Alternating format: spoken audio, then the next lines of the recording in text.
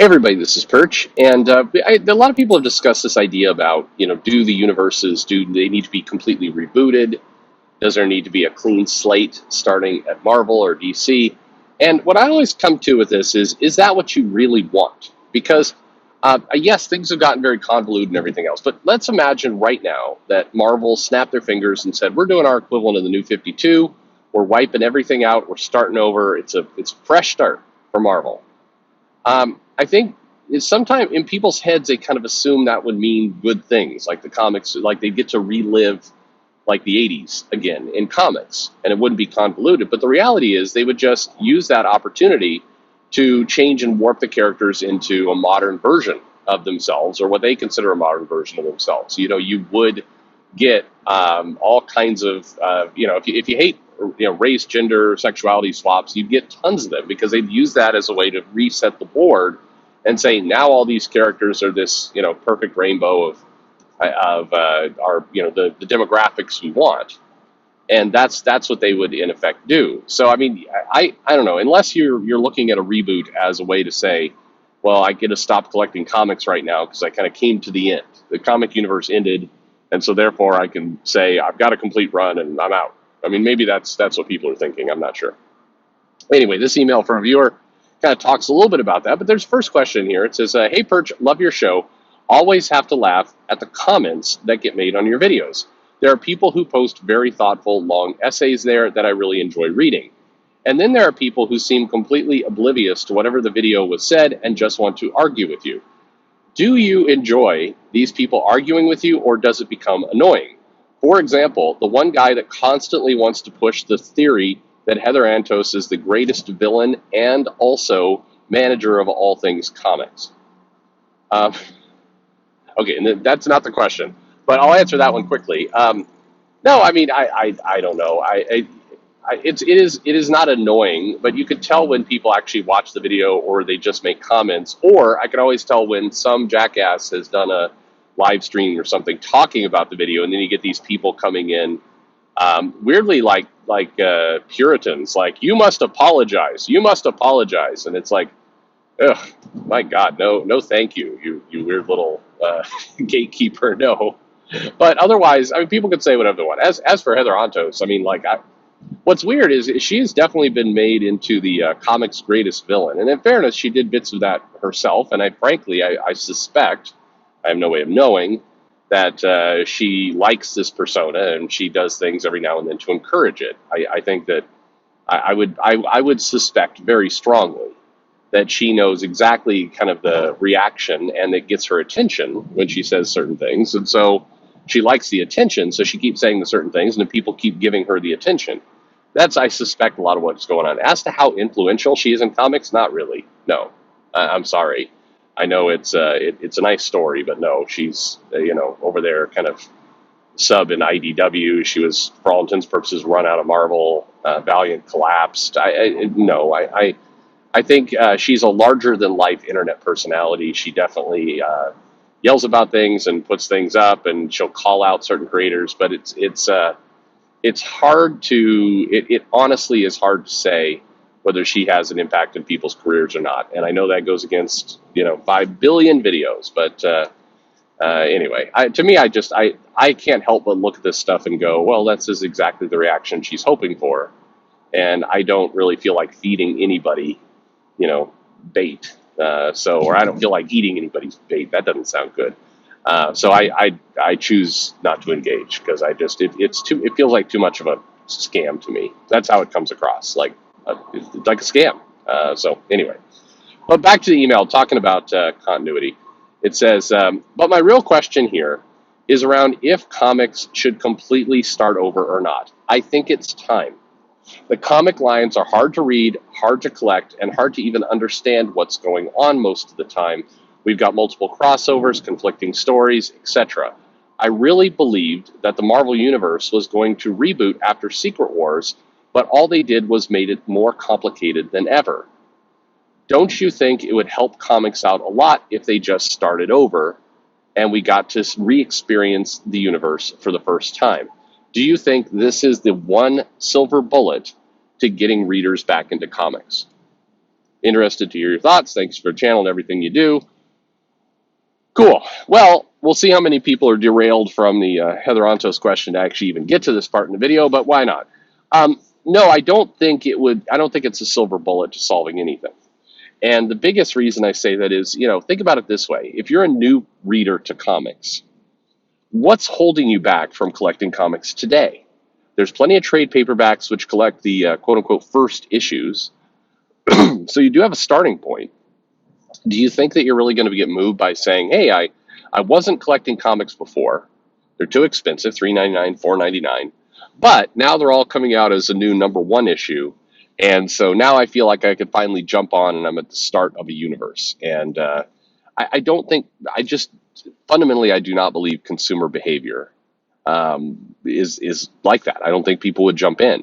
I think definitely you'd get a spike for those #1 issues like you do for all #1 issues. And I think if Marvel was to do a new 52 like thing, it would be a huge boost to their sales for a year because all the collectors and the speculators would come in and the people already reading comics would probably collect a few more. So if you're reading 4 or 5 Marvel comics, that's likely to stretch to be 8 to 10. That's what DC saw when they did their new 52. People who were already buying comics bought more because they did believe that, hey, this is the start of the universe and a chance to like get involved with some new comic, and they got excited about that. But the reality is, I think it's short-lived, as we saw from the new 52, and I don't believe that it really brought in brand new readers to comics. Again, maybe a few, but not enough to really move the needle. And funnily enough, I think the new readers that it would bring in would be, people who are naturally going to gravitate to comics anyway. It's not this mythical new audience that comic publishers really desire. It's more of, people who are predisposed to want to like superheroes. I think that, so I don't think it's useful. And like I said, the other problem is I'm 100% convinced that if they were to reboot comics, if they were to start Marvel over again or DC over again, that you would get just a complete mishmash of characters and personalities and everything else. Suddenly the Fantastic Four would be, 3 women and 1 guy. I don't know. They would just want to get cute with it. And so if you're hoping to return to kind of the glory years of comics, I think that would be the nail in the coffin of that idea. I think they would, very firmly turn the page on how comics had been before, and they would want to try something new.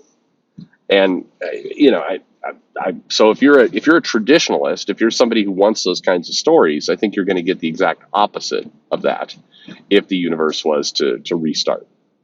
I also feel like, and in this case, I agree with something Joe Quesada had said. I feel like if you rebooted the universe like that, it's kind of admitting you're out of ideas. You've given up. If you can't make the current universe with the current characters and the current stories work for you, if you can't figure out a way to tell exciting stories along those lines, then I think that you shouldn't be writing the comics.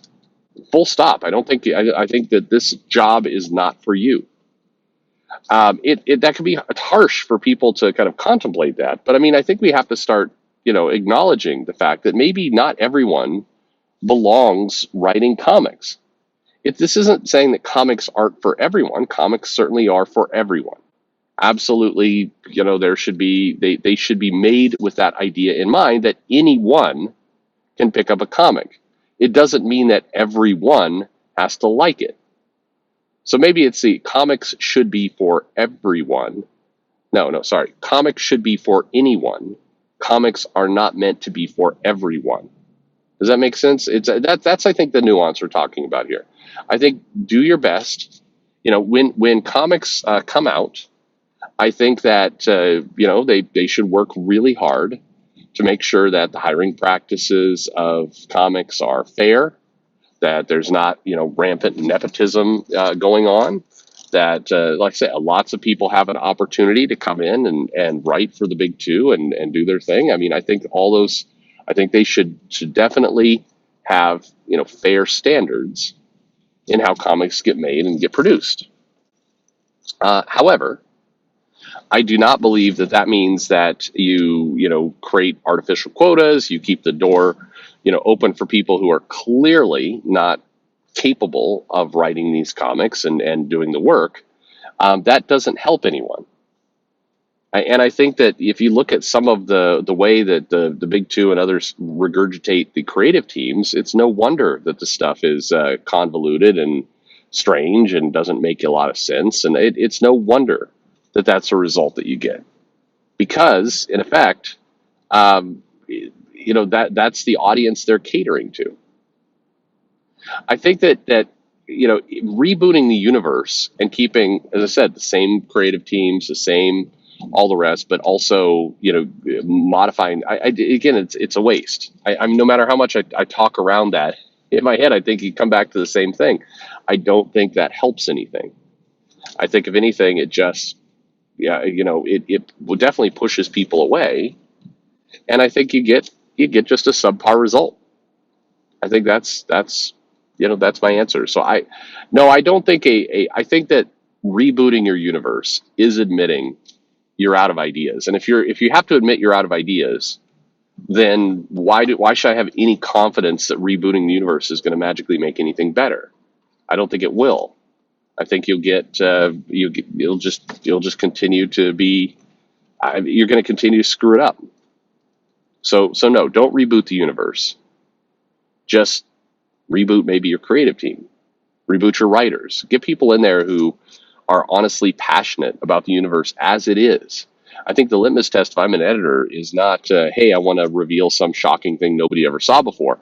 I would be scared of that pitch. I would be like, yeah, you're not the writer I'm looking for. I would look for somebody to say, hey, remember that feeling that you got when Superman saved that kid who was going to commit suicide off the building, and what a inspirational moment that was for the character, and then he would go on to kind of have a epic fight with Zod. I'm going to create a more epic fight with Zod, and I'm going to do it showcasing Superman's spirit and his potential and everything he's about as a person. That's more the pitch I'd be looking for.